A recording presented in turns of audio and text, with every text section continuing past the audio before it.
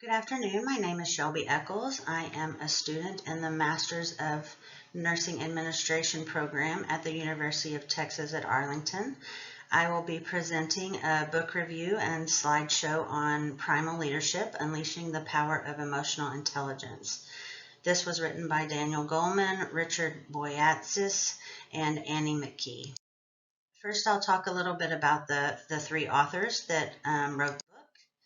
First, Daniel Goleman. He is a known psychologist and a journalist who lectures to professional groups, businesses, and on college campuses. He's written several books on emotional intelligence, is known to be one of the founders of emotional intelligence.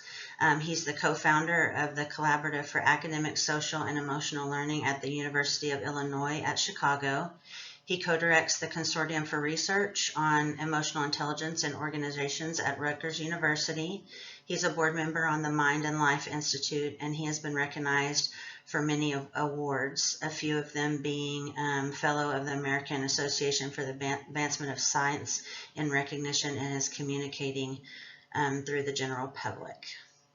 The next author, Richard Boyatzis, is a Greek-American organizational theorist and distinguished university professor of organizational behavior, psychology, and cognitive science at Case Western Reserve University. He's considered an expert in the field of emotional intelligence, behavior change, and competence.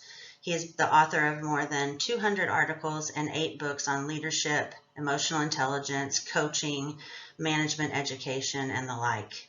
A few of his books have included Resonant Leadership, Renewing Yourself and Connecting with Others Through Mindfulness, Hope, and Compassion, and Becoming a Resonant Leader, Develop Your Emotional Intelligence, Renew Your Relationships, and Sustain Your Effectiveness. He is a frequent speaker on the international circuit, having delivered speeches and seminars on all 7 continents and 35 different countries.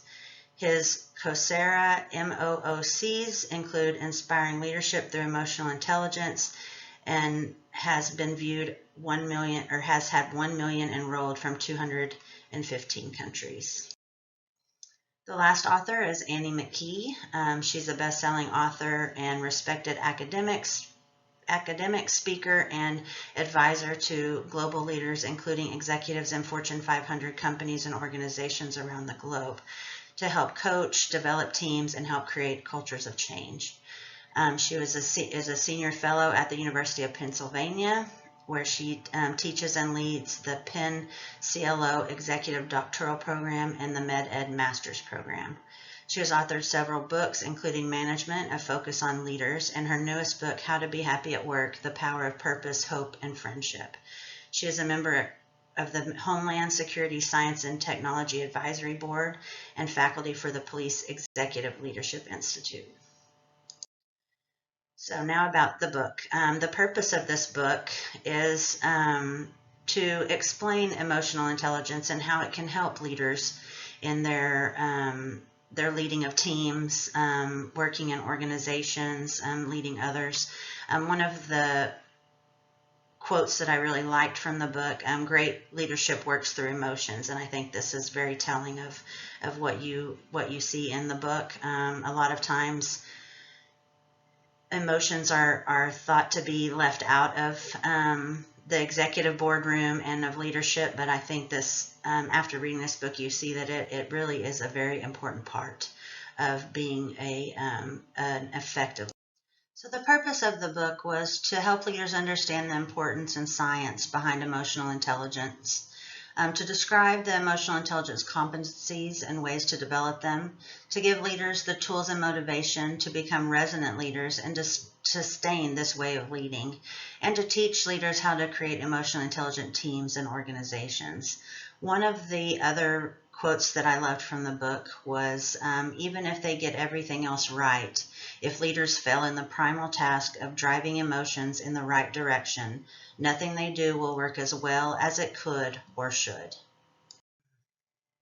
So the target audience for this book, I would say, would be any leader that wants to harness the power of emotional intelligence to create really effective teams and organizations. This could be from leaders in healthcare to leaders in business, really any leader. And then, it doesn't even have to be a leader. It could be someone that's considered a leader. We have charge nurses on the unit that are considered leaders, and I think this would definitely help them in their endeavors and managing the stresses of nurses and families and patients and doctors all together, and other ancillary services as well.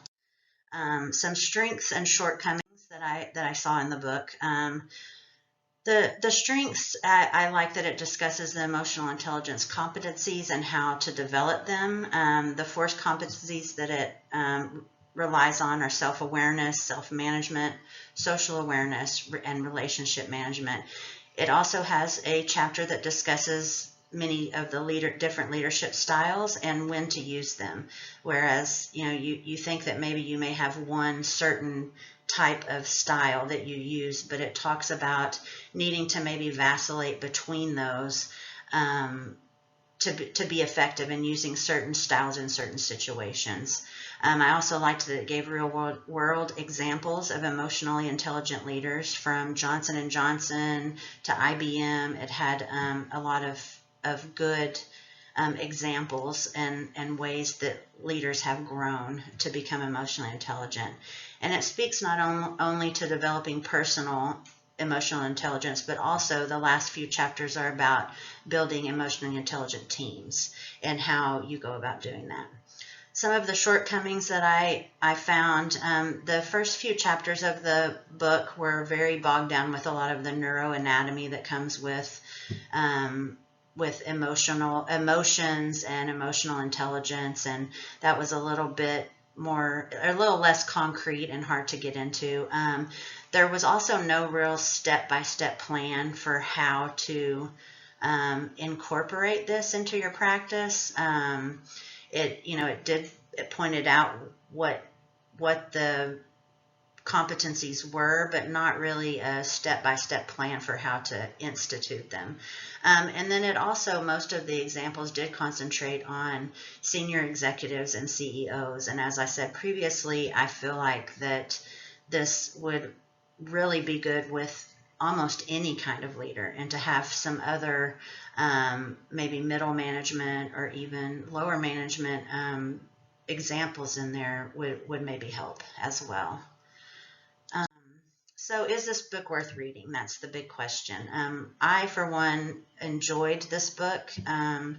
I think that it taught me a lot of things that I knew about leadership, but a lot of things that I thought weren't part of leadership that really are, as far as the emotion and the heart that goes into leadership. I would definitely recommend this for new readers who wish to learn about the role of emotional intelligence in leadership. I believe that the objectives of the book were achieved, but could, like I said before, could use some more precise action plans and next steps. The book has been very well received. It was named one of the best leadership books of all time by Inc. magazine. It was a New York Times book review, Wall Street Journal, USA Today, Global and Mail, Boston Globe, and Booklist bestseller. A few of the quotes about the book from other authors and from institutions, from David Gergen, the professor of public service and director for the Center for Public Leadership at Harvard University, said that it was a fascinating account of how emotions are at the heart of effective leadership. It's filled with practical advice backed up by research. This book is a gem, smart reading for students and leaders alike, and I think that kind of sums it up. Also, Time magazine said that Primal leadership reassesses what makes a great leader, and I think it does. It makes you really think about how to get in touch with your self-awareness and how to be more aware of others, and seeing them in different lights, instead of just having that, stone cold leader attitude that a lot of leaders have. You show your vulnerabilities, and they see that you have vulnerabilities and you're willing to show them. And everyone wants a leader like that. Everyone wants to follow a leader like that. So I thought that this book was really great. I was really glad that it was the one that I picked. So I have listed a few suggested resources to go along with the book if you want to further gauge your emotional intelligence, or the level at which you're at for your emotional intelligence as a leader, or things that you may need to work on. If you go to danielgoleman.info, they have the following resources available. There's the Emotional and Social Competence Inventory, which was actually co-designed by Daniel Goleman and Richard Boyatzis and Haig Group to assess emotional and social competencies that distinguish outstanding leaders. There's a training and a certification actually available from the group in Boston and in London. To go along with this inventory, there's also a technical manual that describes the most recent findings using the ESCI, as well as technical details such as reliability and validity. There's the ESCI-U is designed to be used at college and graduate school level for students. And then there are also emotional intelligence tests that you can take to be evaluated to decide what's more which EI assessment is most appropriate for given uses, and the evaluations are done by the Consortium for Research on Emotional Intelligence and in organizations. That's all I have about the book. I appreciate you listening, and I hope you have a great day. Thank you very much.